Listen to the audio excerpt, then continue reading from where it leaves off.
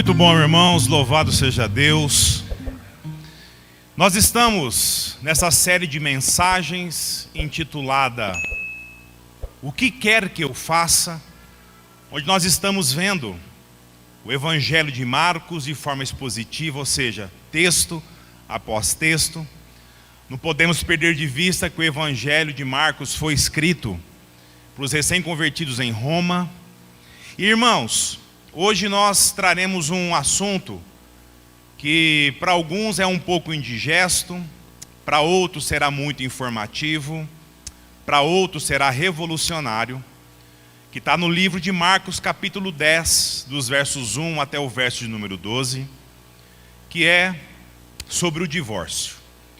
E o título da mensagem de hoje é O que Deus diz sobre o divórcio. Marcos capítulo 10, dos versos 1 até o verso 12. Abra sua Bíblia, por favor.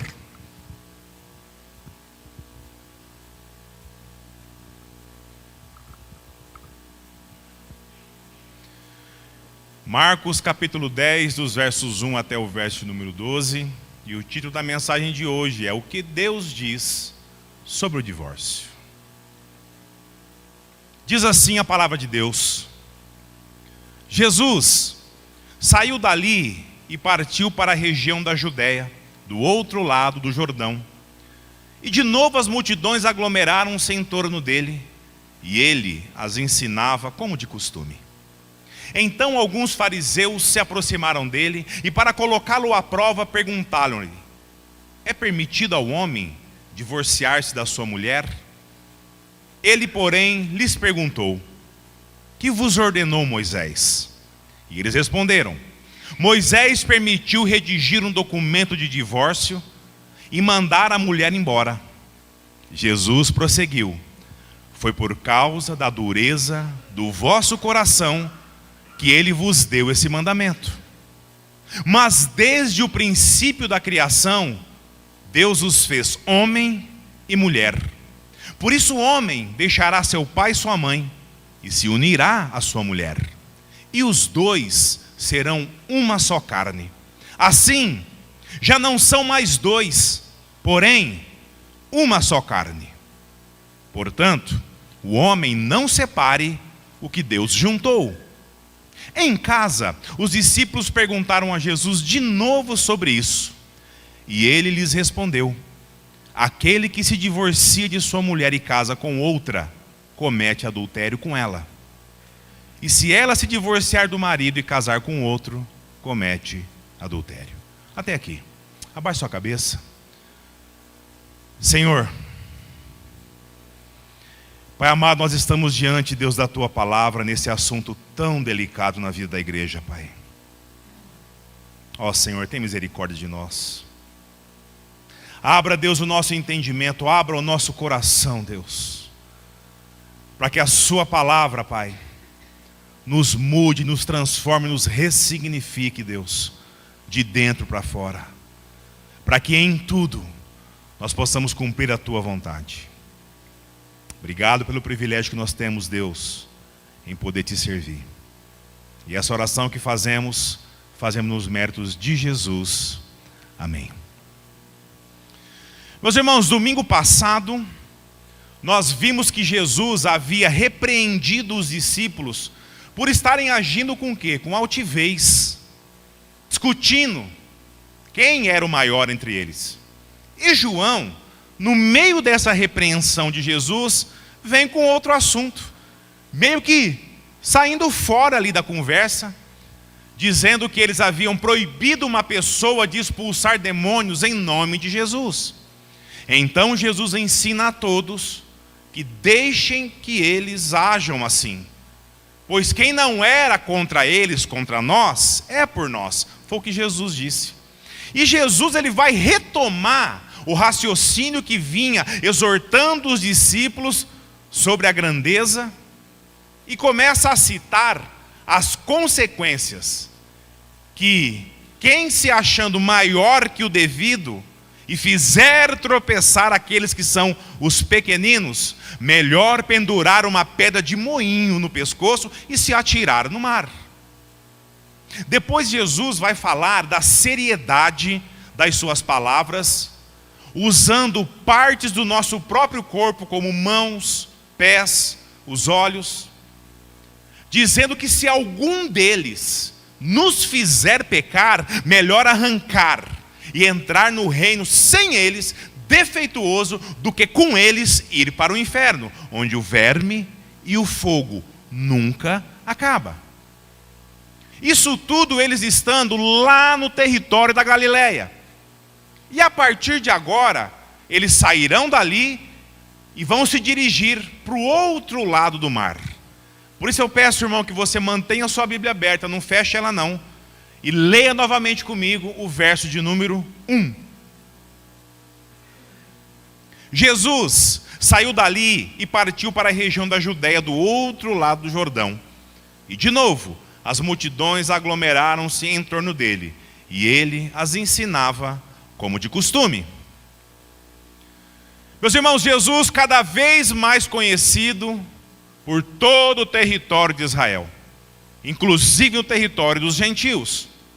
Por onde quer que ele fosse, a multidão o acompanhava. Alguns buscando de fato aprender sobre as verdades do reino dos céus, buscando remissão de pecados, mas a maioria esmagadora, buscando apenas os milagres, as curas, os benefícios, os pães, os peixes, apenas para matar a sua fome física. E junto da multidão, os escribas e fariseus também os acompanhavam de perto. Não para aprender com Jesus e os seus discípulos, mas para tentar o quê? Confrontá-los, tentar confundi-los, colocá-los à prova. Sempre em busca de um único motivo apenas: imputar alguma culpa que justificasse o quê? A morte de Jesus. E essa passagem aqui que nós lemos se inicia com uma pergunta. Uma pergunta simples, mas muito importante. Leia comigo o verso número 2. Acompanhe comigo a leitura. Então, alguns fariseus se aproximaram dele para colocá-lo à prova. Perguntaram-lhe: é permitido ao homem divorciar-se da sua mulher? Meus irmãos, quando nós olhamos para essa pergunta aqui, nós podemos observar claramente que a pergunta aqui não era sobre a opinião de Jesus sobre o divórcio, a fim de que Jesus dissesse algo que fosse contra a lei de Deus. Esse era o motivo. Era o motivo que eles queriam para incriminar Jesus. Eles precisavam de um motivo como esse. Mas Jesus, ele vai ensinar muitas coisas. Mas muitas coisas. Verdades sobre a vontade do nosso Deus, sobre o matrimônio, sobre o casamento. E sobre o casamento, quando se trata do ponto de vista da vontade de Deus, olha, até hoje em dia, irmãos, a grande maioria das pessoas, inclusive crentes, sabem muito pouco sobre isso. E qual que é o resultado? Qual que é o resultado dessa ignorância do homem sobre a vontade de Deus para o matrimônio? É o divórcio. É o divórcio. E como nós podemos identificar isso? Simples, irmãos. Basta você conferir o último censo que foi realizado aqui no nosso país. Irmãos, nós não vamos abrir nem para o mundo, senão a coisa complica mais ainda. Vamos ficar só aqui no Brasil. O IBGE, Instituto Brasileiro de Geografia e Estatística, nos deu um dado alarmante sobre isso. O último censo foi em 2022 e vai nos dizer que quase 970 mil casamentos realizados no Brasil, nesse ano, cerca de 441 mil casais, eles se divorciaram. Que a duração média de um casamento no Brasil não chega a 14 anos. Mostrando que no Brasil, a metade dos casamentos acabam em separação. Até o ano de 2022, os cartórios, eles apuraram que houve um crescimento na taxa de divórcio de aproximadamente 70%. 75%. E se nós conseguíssemos contabilizar isso até o dia de hoje, irmãos, seria muito maior. Nós não temos condições de averiguar qual seria a taxa de divórcios entre casais cristãos, sendo católicos ou protestantes. Mas se levarmos em conta que quase 87% da população do Brasil, ela se diz cristã, nós podemos afirmar sim, que a grande maioria esmagadora que se divorcia, elas dizem crer em Cristo. E isso revela o quanto nós estamos distantes de saber qual é a vontade de Deus para o casamento. Nós sabemos muito bem, isso sim, nós sabemos muito bem sobre a nossa vontade. A vontade do meu e do seu coração. Mas a de Deus, E nisso, com muita tristeza, nós temos que incluir nessa estatística os crentes, irmãos. Os crentes em Cristo Jesus. E os fariseus, de modo muito simples e direto, perguntam a Jesus: Jesus, diz para mim, é permitido ao homem divorciar-se da sua mulher? Então, a resposta de Jesus para essa pergunta foi através de uma outra pergunta. Leia comigo o verso de número 3. Ele, porém, lhes perguntou: que vos ordenou Moisés? Meus irmãos, e de bate pronto o que? Os fariseus responderam a ele. Leia o verso 4 comigo. Eles responderam: Moisés permitiu redigir um documento de divórcio e mandar a mulher embora. Meus irmãos, tanto a pergunta que os fariseus fazem a Jesus, quanto a resposta em forma de pergunta que Jesus faz aos fariseus, baseia-se no livro de Deuteronômio, capítulo 24, verso 1. Presta atenção. Quando um homem se casar e deixar de gostar da mulher, por haver descoberto algo, alguma coisa vergonhosa a seu respeito, fará a ela um documento de divórcio e dará na sua mão, mandando-a embora. Meus irmãos, essa era a lei de Moisés. O que foi dado ao povo como regimento a ser seguido. E a pergunta a Jesus era justamente essa: Jesus, vamos lá, na sua opinião, isso aí é lícito? Pode ou não pode? Essa foi a pergunta feita a Cristo. Aparentemente, irmão, só há duas respostas para essa pergunta: sim ou não. E a intenção por trás dessa pergunta era fazer com que Jesus entrasse em contradição com quem? Com Moisés. Levando em conta que toda a nação de Israel seguia o quê? As leis dadas por Deus a Moisés. E Jesus, contradizendo isso, bastaria para ser condenado à morte por blasfêmia contra a lei de Deus. Meus irmãos, naquela época, havia algumas linhas de interpretação para essa passagem aqui de Deuteronômio sobre o divórcio. E entre elas, duas se destacavam. A primeira é que a coisa vergonhosa que o marido descobrira sobre a mulher, conforme diz o texto, era pecado sexual. Ou seja, adultério. Essa era a visão mais conservadora sobre esse assunto aqui.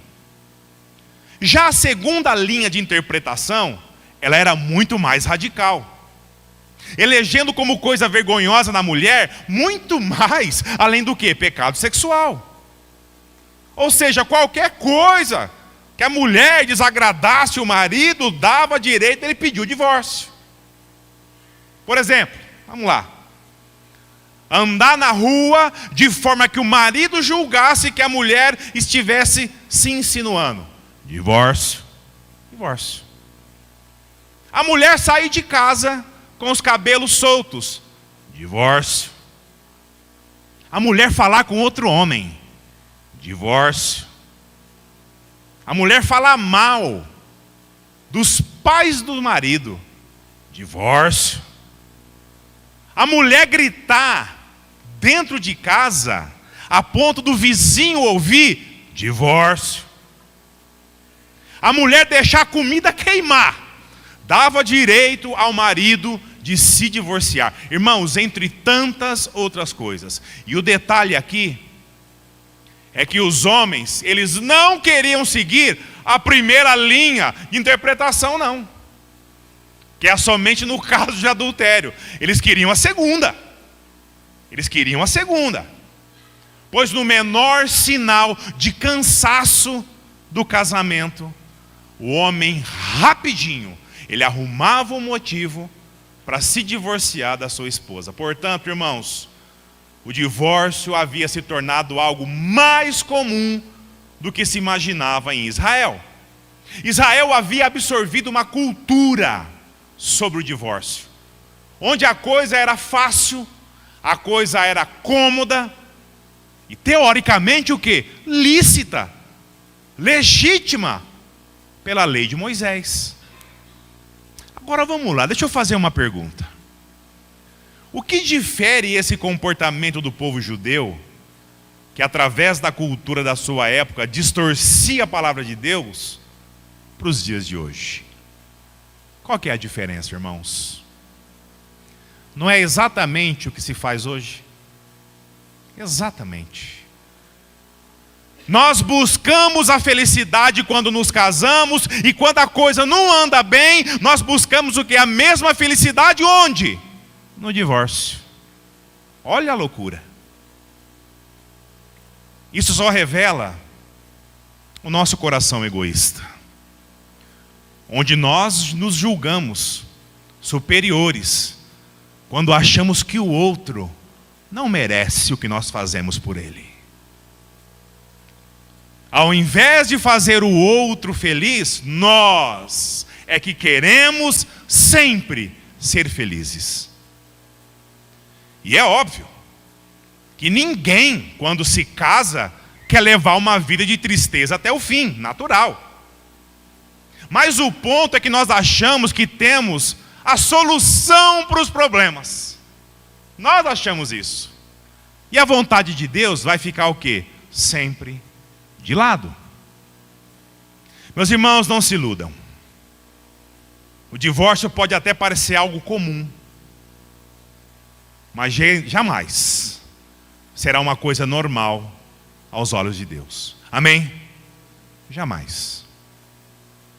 Quando os fariseus fazem essa pergunta a Jesus, por trás dela havia toda essa carga de cultura, dos costumes, e é claro que qualquer coisa que Jesus pudesse dizer que destoasse disso era o suficiente para o quê? Eles atingirem os seus objetivos, que era a condenação de Cristo. Mas e Jesus? Jesus. Qual foi a resposta dele? Qual foi o posicionamento dele a essa pergunta capciosa? Lê novamente comigo os versos 5 até o verso de número 9. Jesus prosseguiu: foi por causa da dureza do vosso coração que ele vos deu esse mandamento. Mas desde o princípio da criação Deus os fez homem e mulher. Por isso o homem deixará seu pai e sua mãe e se unirá à sua mulher, e os dois serão uma só carne. Assim, já não são mais dois, porém, uma só carne. Portanto, o que o homem não separe, o que Deus juntou. Amém, igreja? Meus irmãos, nós vivemos hoje na cultura do politicamente correto. É o que impera hoje. Onde falar a verdade nem sempre é a melhor escolha. Por quê? Porque ela é ofensiva em si mesmo. Quantos e quantos embates você vê por aí por conta disso? Mas nós não podemos nos abster, nos acovardar diante do que é a palavra de Deus. E esses ensinamentos de Jesus não é só para casal, não. Para solteiro também. Para que aprendam desde já. Pois é isso que Deus espera de mim e de você. E olha que interessante. Os fariseus, eles iniciam a conversa se valendo de um trecho da lei de Moisés. Mas Jesus, Ele vai discutir o assunto onde? Indo lá para Gênesis. Meus irmãos, o Senhor, Ele é fantástico.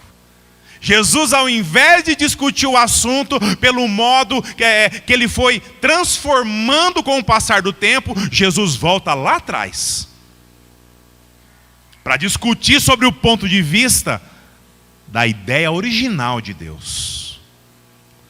Meus irmãos, basicamente o que Jesus fez é o contrário que nós fazemos dentro de um casamento. Jesus vai discutir sobre o quê? A raiz do problema. E eu e você geralmente discutimos o quê? Os sintomas. Não a fonte, mas os sintomas. Vamos lá. Quando um casal discute a relação, geralmente há um motivo específico que dá início a essa discussão. Vias de regra, geralmente é assim.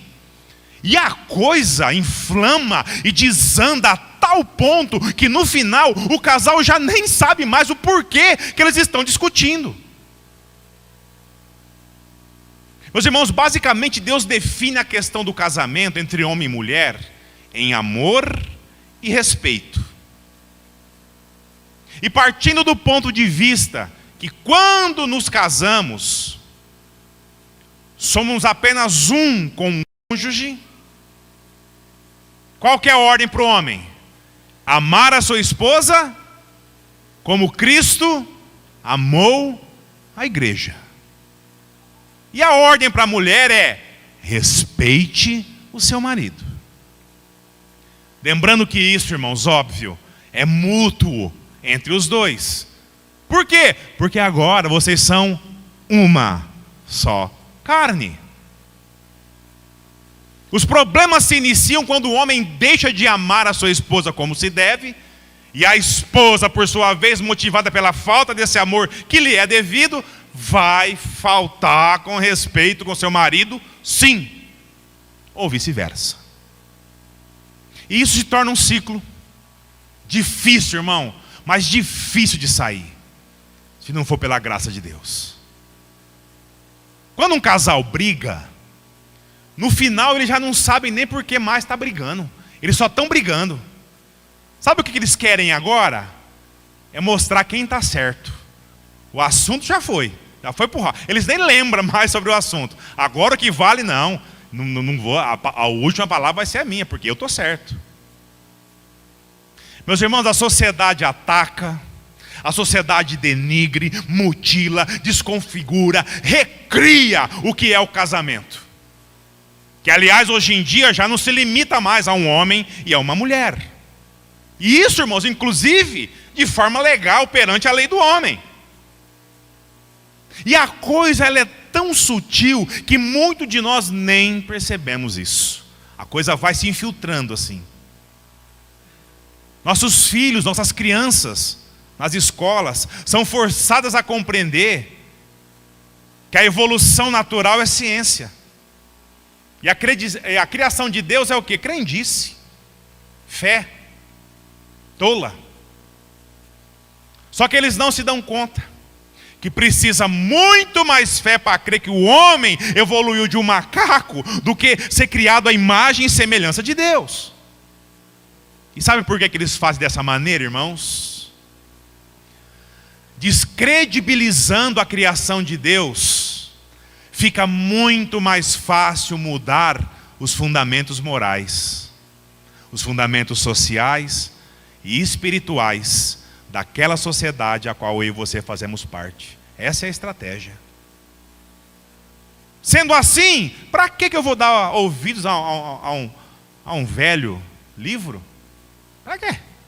Qual que é o sentido disso? E de presente de Deus, num instante, passa o quê? Presente de grego.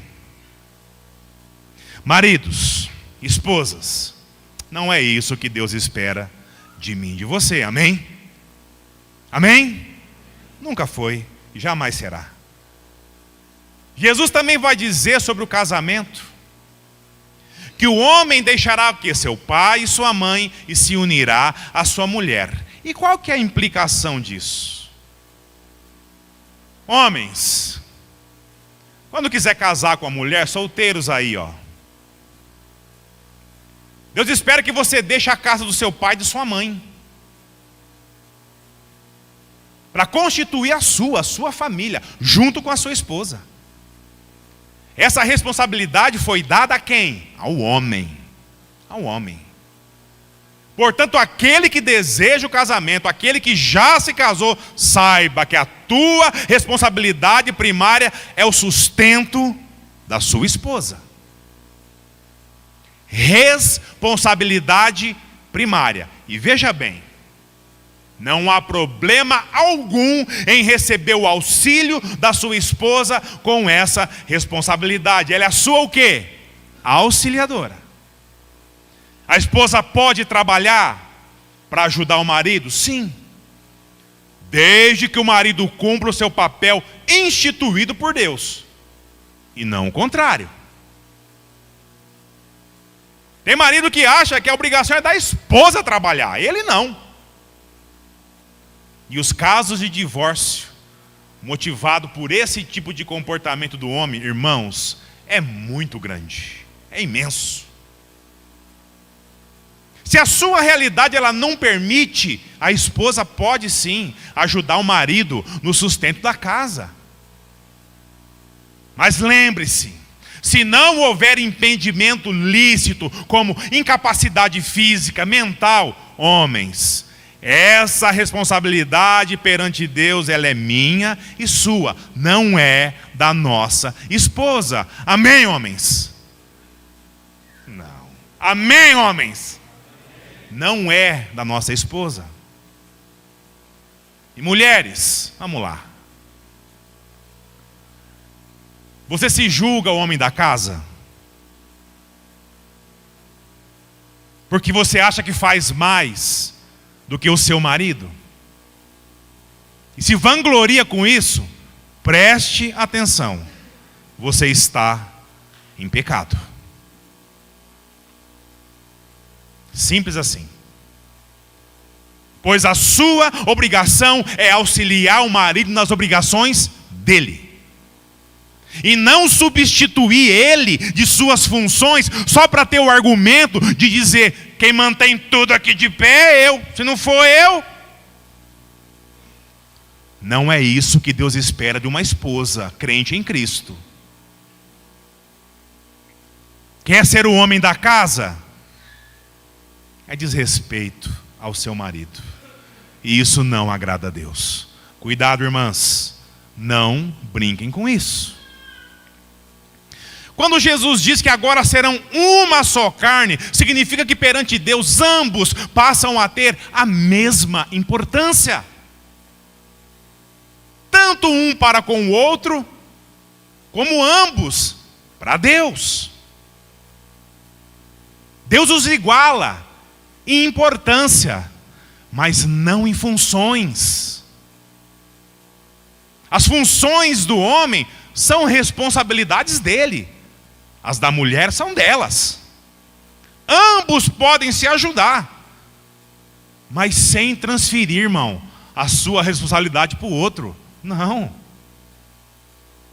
A não compreensão disso, infelizmente, também resulta em muitos divórcios.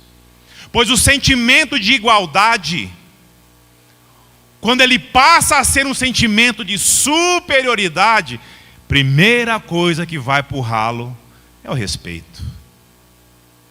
Presta atenção, irmãs. Marido, homem, que busca fazer a vontade de Deus, nenhum gosta de ser menosprezado. Nenhum.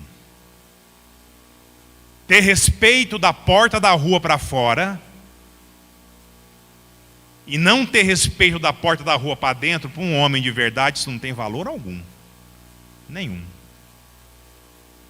E Jesus termina seu raciocínio dizendo que através disso tudo, presente de Deus para o homem, o amor dele para a sua esposa, o respeito dela pelo seu marido, e apesar de todos esses equívocos causados pela ignorância dos casais sobre o que de fato é a vontade de Deus para eles, Jesus diz: o que Deus uniu, não separe O homem. Meus irmãos, a unidade entre um homem e uma mulher, ela é muito mais do que as convenções culturais aí, ó. Sabe, concordâncias num papel, num contrato assinado num cartório. Mas muito mais. Envolve coisas muito mais aprofundadas numa relação, muito mais espirituais. A simbologia do sexo no casamento é como outro presente maravilhoso, majestoso de Deus para mim e para você. Pelo seu amor, pela sua graça, Deus, Ele nos dá essa dádiva. Não como uma coisa suja, uma coisa pecaminosa, como muitos aí acreditam. Mas como um vislumbre do prazer, irmão, que eu e você teremos na glória, na presença do nosso Deus.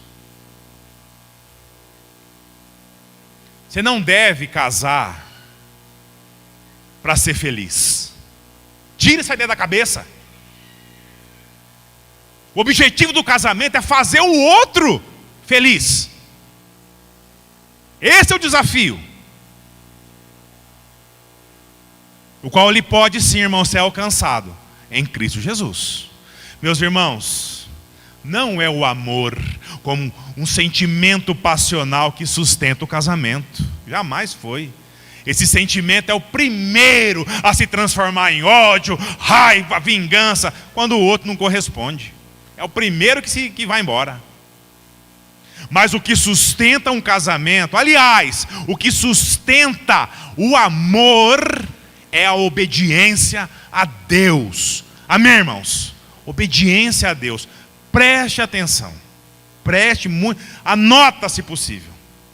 Não é o amor que sustenta o casamento, mas em Jesus é o casamento que sustenta o amor. Meu irmão, minha irmã, de verdade, olha, se você tem algum problema com isso que nós estamos ouvindo através da palavra de Deus, entenda, seu problema não é com o pastor, comigo, quem quer que seja. É com o Senhor, fala com Ele, dobra seu joelho, fala com Ele. Peça discernimento, peça graça, sabedoria. Jesus lida com a questão do divórcio, irmãos, presta atenção. Jesus lida com a questão do divórcio a partir de uma ótica, que é a ótica do perdão. Do perdão na minha e na sua vida. E nós iremos entender isso um pouco mais à frente, pois muitos de nós ainda não compreendemos isso aqui muito bem. O que vem acarretando também muitas situações de divórcio dentro da igreja de Cristo. Aliás, os próprios discípulos, eles também não. Lê novamente comigo os versos 10 a 12. Acompanhe comigo a leitura. Em casa, os discípulos perguntaram a Jesus de novo sobre isso. E ele lhes respondeu: aquele que se divorcia de sua mulher e casa com outra, comete adultério com ela. E se ela se divorciar do marido e casar com outro, comete adultério.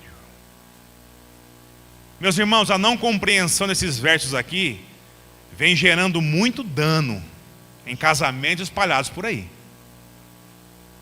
Quando Jesus diz que quem divorcia da sua mulher e casa com outra comete adultério, para nós entendermos isso daqui, nós temos que levar em conta como a mulher era tratada lá no tempo de Moisés. Dentro da cultura judaica existia um negócio chamado repúdio. Repúdio. O homem podia repudiar, ou seja, abandonar a sua esposa por qualquer motivo que ele julgasse ela ser merecedora. E quando Moisés escreve na lei o direito do divórcio, a lei menciona que o homem deveria dar carta de divórcio à mulher. Justamente para quê? Para poupar ela da situação do repúdio. Meus irmãos, uma mulher repudiada naquele tempo, provavelmente, jamais casaria novamente, pois o preconceito que recaía sobre ela era enorme. Ninguém queria casar com uma mulher que fora repudiada pelo seu marido. Isso era grave, era desonroso. Tendo ou não razão, não era o ponto. Foi repudiada? Já era. Mas uma mulher a qual o marido desse carta de divórcio, as chances dela recomeçar eram muito melhores do que se fosse repudiada. Portanto, a lei de Moisés, devido à dureza do coração daquele povo, vai abrir uma concessão sobre a questão do divórcio. Mais para proteger a mulher de ser repudiada do que qualquer outra coisa. Só que essa concessão não significava a vontade de Deus para o casal. E quando os fariseus perguntam a Jesus sobre o divórcio, eles se baseiam apenas no quê? No que a lei dizia, sem se dar conta que a concessão não era a vontade de Deus. E isso incluía também as questões de pecado como imoralidade sexual. Pois havia uma chance de, mesmo nessas condições, o perdão do marido fosse a não condenação da esposa. Pois caso ela fosse condenada, sem sombra de dúvidas, ela seria o quê? Apedrejada até a morte. Ou seja, vamos lá, não repudiar sua esposa e sim dar uma carta de divórcio, desobrigando ela do compromisso firmado, não a condenaria pela lei ou pelo repúdio, mas daria a ela o quê? Uma outra chance de se refazer. Isso foi a concessão, por conta da dureza do coração daquele povo. Pois quem sofria com isso era apenas as mulheres.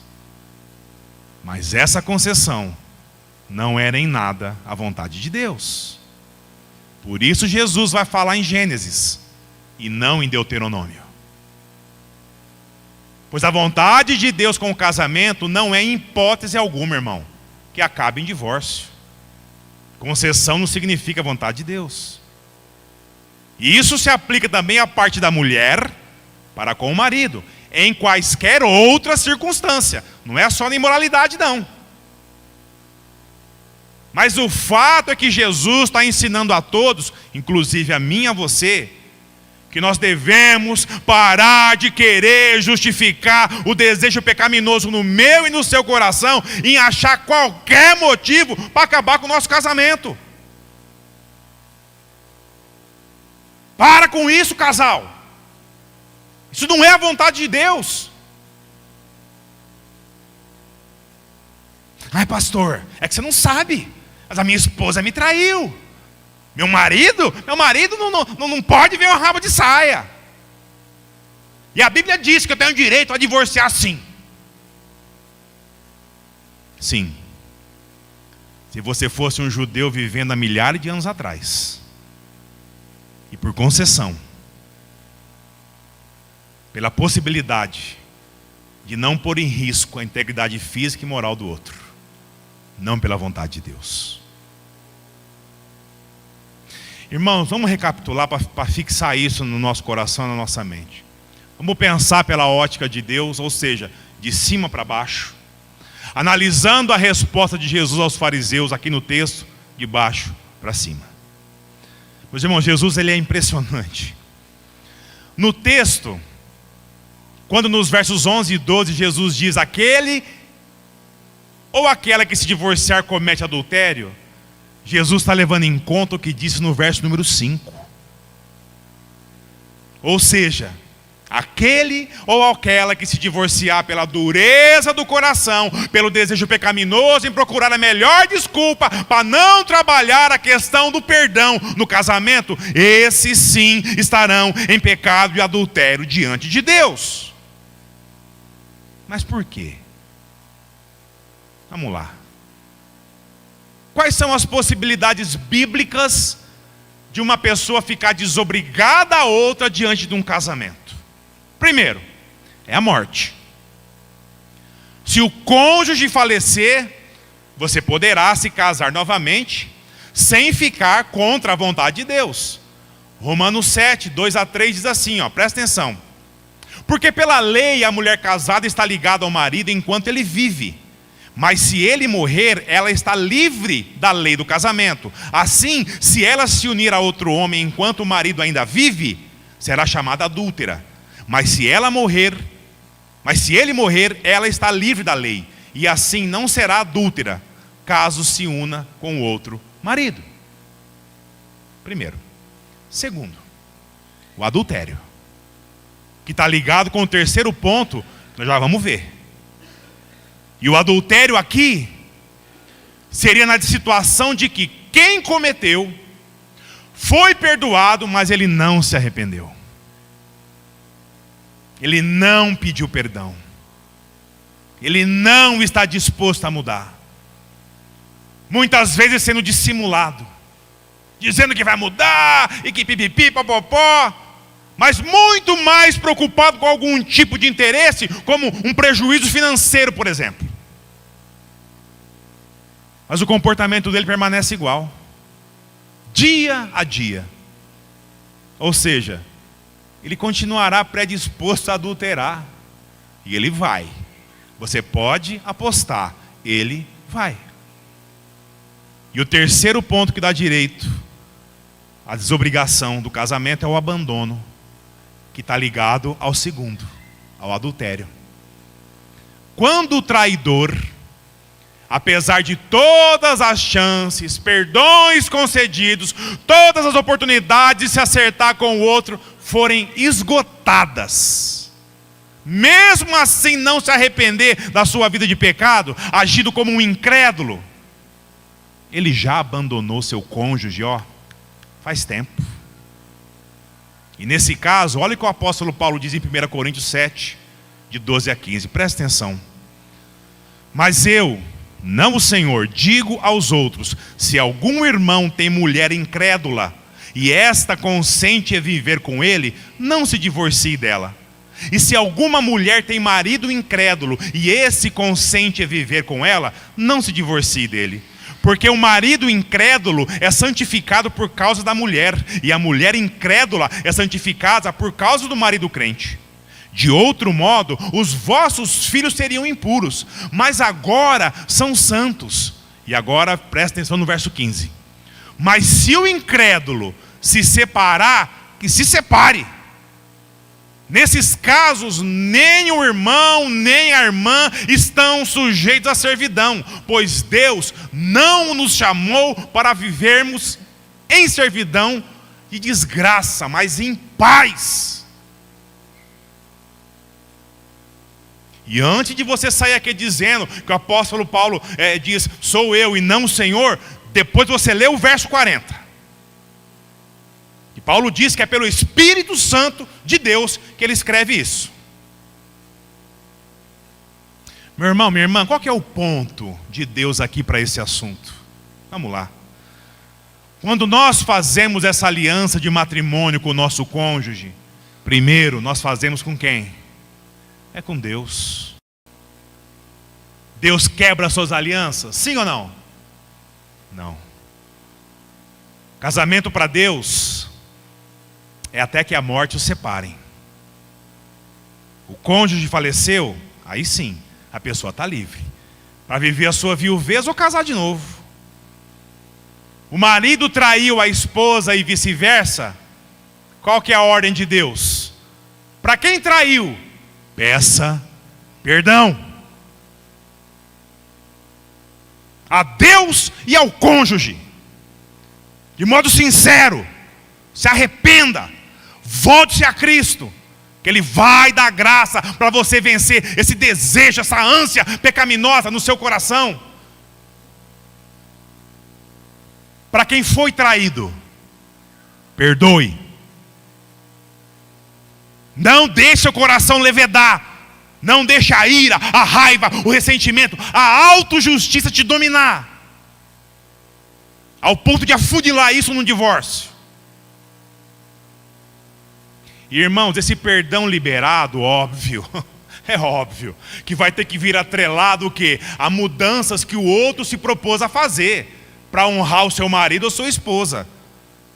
Que a primeira dela é não cometendo mais traição. Mas primeiro tem que haver o perdão. havendo pedido sincero, perdoe. E uma vez perdoado, mude.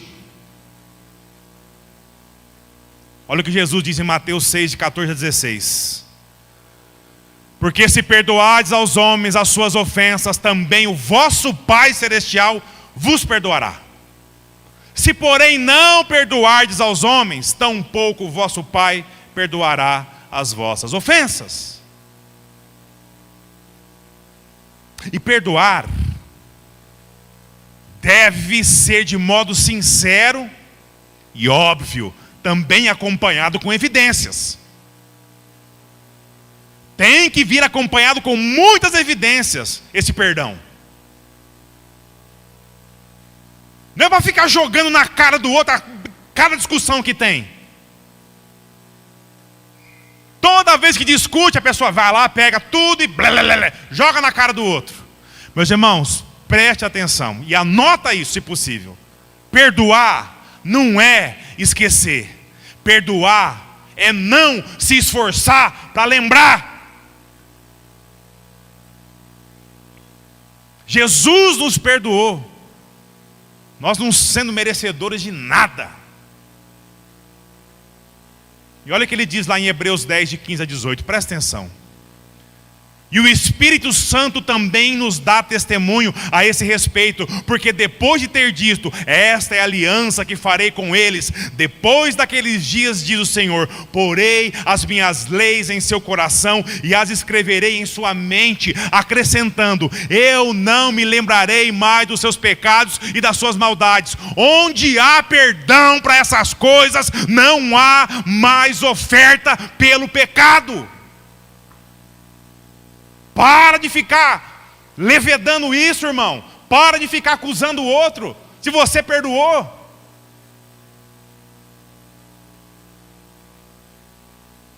Casamento baseia-se em obedecer a Deus,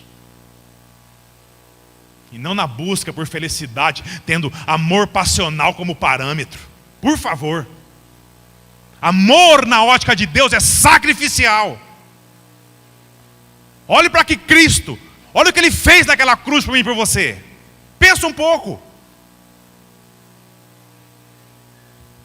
Meus irmãos, tudo isso que Deus diz a nós, através da sua palavra, isso tem implicações, irmãos, a toda a humanidade. Mas é em especial para a sua igreja. Pois quem vive no mundo, não sabe bem o que é a vontade de Deus, não. Irmãos, vamos lá, ó. E se por acaso, quando você ainda não entendia toda essa lógica de Deus, você acabou se enveredando pelo caminho do divórcio, irmão, descanse. Não saia daqui hoje se sentindo culpado não, por favor, não. Saia daqui hoje encorajado, não culpado. Esses e todos os demais problemas foram resolvidos na cruz por Cristo. Fica em paz. Peça perdão a Ele. Peça perdão a quem for preciso. Se preciso for. Se houver filhos nesse meio, não deixe de cumprir as suas obrigações com eles. Ame-os e viva para exemplificar Cristo na vida deles. E ore a Deus, para que assim como você, o Senhor também os alcance com a sua salvação. E agora, irmão, entendendo o que é a vontade de Deus, na sua realidade nova de vida como igreja, viva o seu atual casamento para a honra e para a glória do nosso Deus. Amém, igreja? Já você, casal, que se uniu ao seu cônjuge e não passou pela dor de um divórcio, sendo você igreja ou não, lute pelo seu casamento. Volte-se a Cristo. Peça a Ele que restaure o seu matrimônio. Decida viver para fazer a vontade de Deus dentro do seu lar, com sua esposa, com a sua família, com seus filhos. Volte a Cristo enquanto nós temos tempo. Amém, irmãos? Irmãos, eu como um pastor de uma igreja bíblica, uma igreja batista bíblica, nessa questão eu defendo e sempre defenderei o perdão. E isso em todas e qualquer situação, das mais brandas às mais pesadas. Que Deus uniu, jamais separe o homem. E onde está toda a base, todo o alicerce para que isso seja capaz? Sabe onde é que está, irmãos? É no perdão. É no perdão. Se não houver perdão dentro de um casamento, não há casamento. Deus se preocupa tanto com o nosso coração quanto com a nossa vida prática, irmão. Vamos lá, o que você acha que traria menos problema para mim e para a sua vida numa situação de adultério dentro de um casamento? Já parou para pensar? O divórcio ou o perdão? Qual que traria menos problema? Meus irmãos, quem perdoa evidencia o caráter de quem? De Cristo. Quem pede perdão reconhece o seu pecado, abandona ele, muda, dá frutos de espírito, também evidencia o caráter de Cristo. Já o divórcio, além de revelar a dureza do coração e a justiça própria, mas vai trazer tanto problema, mas tanto problema para a nossa vida, que assim como no casamento se faz as juras de que até a morte os separe, irmão, na questão do divórcio, não se iluda, é a mesma coisa. Você vai passar a vida arrastando uma bola de ferro no pé. Se você tiver filhos, então, você se prepare. Você se prepare. Quem não perdoa, quem se faz justiça própria, vai carregar esse peso, esse fardo que o divórcio traz. Problemas com os filhos, bens, relacionamentos. Em alguma medida isso vai tudo se deteriorar. E tudo isso, irmão, até que a morte o separe. Deixa isso. O mandamento de Deus, deixa isso sempre para o outro, irmão, não por você. Não se oponha, não se coloque em oposição a Deus. Se é para caminhar até a morte, que seja de forma piedosa, fazendo a vontade de Deus, amando Ele acima de todas as coisas, e o seu cônjuge como a ti mesmo. Como a ti mesmo. Evidenciando o amor de Cristo. Através do quê? Do perdão. Perdão esse que eu e você já recebemos, quando Ele passou por aquela cruz. E que diante disso, absolutamente tudo dentro de um casamento, irmãos, é passivo de perdão, sim. Pois essa é a vontade de Deus. E é o que Ele espera de mim e de você dentro dos nossos matrimônios. Amém? Abaixe sua cabeça.